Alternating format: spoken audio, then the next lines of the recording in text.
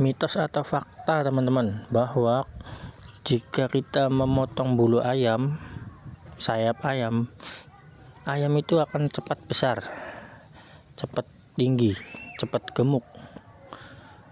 Kita di sini mau eksperimen dalam 1 bulan 2 bulan ke depan. Di sini ada 8 ayam, total 7 ayam ini sayapnya kita potong.